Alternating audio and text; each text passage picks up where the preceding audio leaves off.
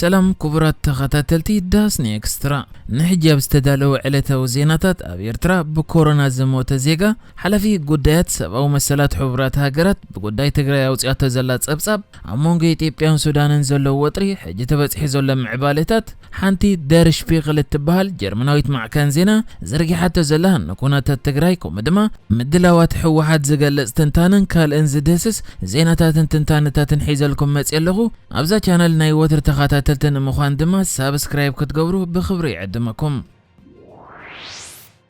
ኤርትራ ናይ መጀመርታ በኮሮና ቫይረስ ዝሰዓበ ሞት ከም ዘመዝገበት አፍሊጣ እቲ ሕጂ በኮሮና ቫይረስ መይቱ ተባሂሉ ዘሎ ወዲ 50 ዓመት ዜጋ ኣብ ከተማ ደቀም ሓረ ሕክምናዊ ክንክን ክግበረሉ ድሕሪ ምጽናሕ በቲ ሕማም ከም ዝዓረፈዩ ሚኒስትሪ ጥዕና ኣብ ዘውፅኦ ሓድሽ ጸብጻብ ዝሓበረ እቲ ሚኒስትሪ ኣብ ተውፅይዎ ዘሎ ሓድሽ ሓበሬታ በተወሳኺ 25 ሓደሽቲ በኮሮና ዝተታሕዙ ከም ዘለዉ ገሊጹ እቶም ሕጂ በቲ ሕማም ተታሒዞም ዘለዉ ሓደሽቲ ኸኣ ኣብ ዞባ ደቡብ ኣብ እንዳ ገርጊስ 12 ኣብ ማይ ዓይኒ ሓደ ኣብ ደቀም حدا حدا كخون كله أبزو أكل بس مرخ عسرت حدا ترخيبهم كم زلوا يجلسوا أب إيرترا بتقللا بكورونا تتحيزهم زتبهلو زيجاتات شو من تميتن سالسان كل تنزب صحوينهم كابهم دماء أتم حمش تميتن 9 تشعة حاويهم كم زلوا يزجلس كم ذكر نتياب تهاجر زلوا من اللي بعد كورونا نمقوت أرتبهلو زقوم حدش حيل عمام أبزز حلفك أربع معلتات أبرست الزنبرات صنوع معصو حدش ترير حقتات كم زز دقي ذكر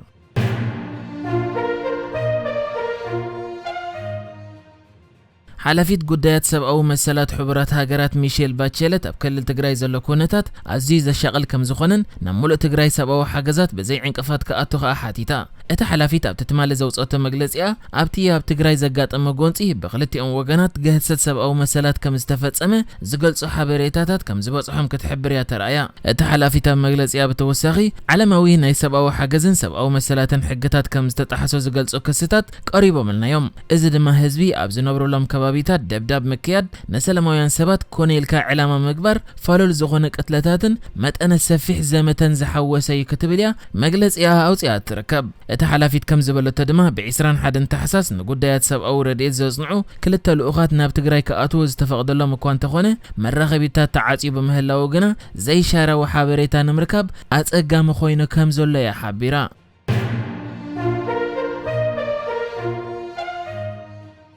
أبز إوان أمونغ هاجرات السودان والإثيوبيان أبدوبات زكاية زلوا كبيد برز تحوس جتت يقصل قالوا يبهالو لابزلوا جيزة إتن كلت هاجرات من قد وكيلات جيران تمال سولس أب كارتوم قدما ينايزة تركبان ينجيران زركبا أبتزة تخا إثيوبيا من قد مكتل قدما منيستر وصاي قدايات زخونة دمك أما كونن توكيلا زلا خوينا إت منيستر كأب تأخيبا إثيوبيا مس حزب منقسم السودان صبغ زخونة ركب كم زلوا أبزوباوكم دما أبتدوب زلوا كونتات نمزتاي كأمس منقسم السودان بقربا كسر حدلوات كم زلوا دحر مجلس اتي ابزقنه ابدوب زقات اما كونتات جنان تصبق ركبنا يتنكل تهاجرات زنص بارق ايكون دحر مبال كبعله تشعه ورح 10 حدا جميرو سراوي السودان كبيت برتن زتدرع مكاين غيرو متقعتات كم زجمره ايثيوبياوين حرستات كات تزميتهم زنبروا ابايتو عانيو كومدما فرياتهم كاب مكاب تعنقيصهم سيفيلاوين سبات كات تقتيلهم كومدما تغوديهم كبلن كلو منغست ايثيوبيا خابز معبالتات بتعمه تشقيلو كم زلوا يجلسوا بجاك هزت مينيستر هاجر السودان نتياب كل تجراي زلوا كونتات تتقيمة متقعت كم زجبرت بمجلس تزجبروا زلوا زته نتزلوا الشجر كفتح تثبيت كم زلوا يحبيرو بوغن سودان دما أفنيا من قصة السودان زخنة فيصل محمد مجمريا دوب تحنسيسو من مريتنا مسحزنا بزعباتهم أمير السودان زحرسو زلوا إثيوبياوين حرستوت كن الزرب نخيلينا كبليو مرقص هاجرو أفليت زلا إذا خمزي لنكل دما أبتبقى ألف شق زبال وجز كيادو زلوا كباب زقومت نتهم بتوج زتجودو سوداناويان توكل كوميته نتي مسمن قست إثيوبيا زجبر زخونة يخون زرب كم اتنصق سراوي السودان كسابتي نبت مريت زخونة كباب آتيو كل زي حزو زخونة سمع كم زي تقبل أفليتا حلفين ايتا كوميته زخونة الرشيد عبد القادر أبزهاب ومجلسي نحنا هنا اتنا إثيوبيا نجارات نيممت ምፍልጣት ፖሊሲ ጽቡቅ ጌርና ነፈልጥ እቲ ንኢትዮጵያ ወኪሉ ኣብ ካርቱም ዘሎ ደመቀ መኮነን ከኣ ነቶም ሓረስቶት ብገንዘብን ንዋትን ሓጊዙ ከምኡ ድማ ክዓጥቆ ዝሓገዘ ንሱ እዩ ብምባል ነቲ ዝካየድ ዘሎ ዝርባት ከም እትነጽግ እዛ ኣብቲ ከባቢ ንዘለዉ ግዳያት እትውግእ እትውክል ኮሚቴ መግለጺያ ኣውጽያ ዘላ እዚ ሕጂ ሱዳንን ኢትዮጵያን ዝዋግኡሉ ዘለዉ ውድባት ብ1902 ሱዳን ጌና ኣብ ትሕቲ መግዛእቲ እንግሊዝን ከላ ዝተሓንጸጸ ኮይኑ ካብኡ ንድሓር ከኣ ክሳብ ሕጂ ወትሮ ኣካታዒ ኮይኑ ይጸኒሑ ኣብዚ ዝሓለፈ ቀረባ መዓልታት ከኣ ሰራዊት ሱዳን ብብዝሒ ናብቲ ዶብ ብምጽጋዕ ንሰራዊት ኢትዮጵያ ዝደፍአ ኮይኑ ነቲ ኣልፋሸቃ ዝበሃል 250 ተርቢዒት ኪሎሜትር ናይ ሕርሻ ቦታታት ዘለዎ ከባቢ ከኣ ዝበዝሕ ክፋሉ ኣብ ትሕቲ ቁጽጽር የእትይዎ ከም ዘሎ ይዝሕበር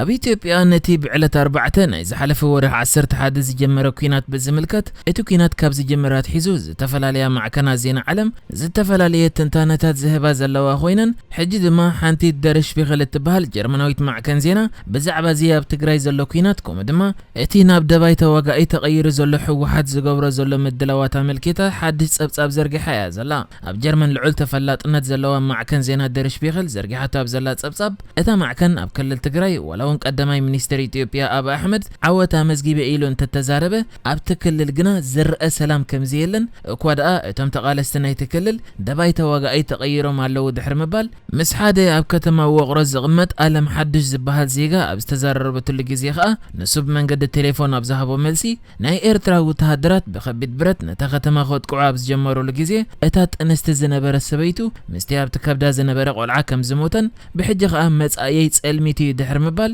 ነቲ ኣርእስቲ ናይ ጸብጻባ ጌራቶ ዘላ ንሱ ዝበሎ ኣነ ናብ ጎቦታት ከይደ ናብቶም ተጋደልቲ ክጽንበርየ ዝበሎ ቃላቱ ከተሰፈርን ከላ ቃል በቃሉ ኸኣ ንሱ ከም ብዙሓት መንእሰያት ወቕሮ ናብ ጎቦታት ከይደ ምስ ሕወሓት ክጽንበርየ ክብል ተዛሪቡ ብጀካዚ ተማዕከን ናይ ኤርትራ ወተሃደራት ኣብ ነጃሺን ዝበሃል መስጊድ ጌሮሞ ዝበሃል ቅትለት ክትንተንን ከላ ቀዳማይ ሚኒስትር አብ አሕመድ ንሓላፊ ውድብ ሕቡራት ሃገራት አንቶኒዮ ጉቴሬሽ ኣብ ክልል ትግራይ ብፍጹም ዝኾነ ይኹን ናይ ኤርትራ ወተሃደር ከም ዘይተሳተፈ ከም ዘረጋገጸሉውን ጸብጺባ እያ ዘላ ብጀካዚ እውን ተማዕከን ነቲ ቅድሚ ሕጂ ሚኒስትር መከላኸሊ ኤርትራ ዝነበረ መስፍን ሓጎስ ዝበሎ ናይ ኤርትራ ወተሃደራት ኣብ ትግራይ ኣትዮም ኣለዉ ዝብል መግለጺ እውን ክትጠቅስን ከላ ብዛዕባ እቲ ኣብ ውሽጢ ትድሮ ናብ ደባይ ተዋጋኢ ተቐይሩ ዘሎ ሕወሓት ዘሎ ኩነታት ኣመልኪታ ኣብ ዝሃበቶ መግለጺ ኸኣ ሓደ ብናይ ኮት ሽም ኣብ ከተማታት ዝንቀሳቐስ ሕቡእ ኣባል ሕወሓት ዝኾነ ብወዲ ገረ ዝፍለጥ ኣባል ሕወሓት ከም ዘዘራረበት ንሱ በቲ ወዲ ገረ ዝብል ናይ ኮት ሽሙ ክጽዋዕ ከም ዝደለ ድሕሪ ምግላጽ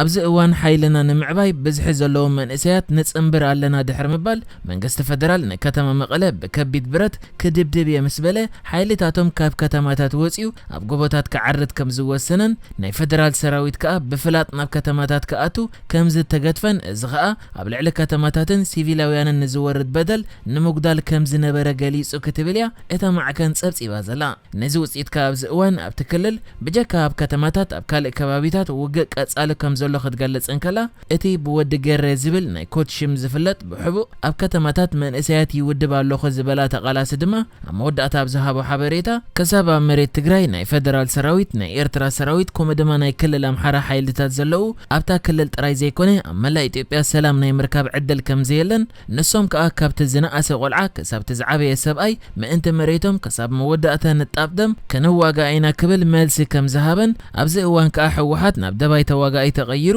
ብብዝሒ መንእሰያት እንዳወደበ ከም ዝርከብ እያ እታ ማዕከን ነቲ ብናይ ጉሪላ ውግእ ዝፍለጥ ደባይ ውግእ ከካይድ ምዃኑ ዝግለጽ ዘሎ ሕወሓት ዝገብሮ ዘሎ ምድላዋት ከምኡ ድማ እዛ ደርሽ ቢኽል እትበሃል ጀርመናዊት ማዕከን ዜና ዘሎ ኩነታት ትግራይ ተንቲና እትርከብ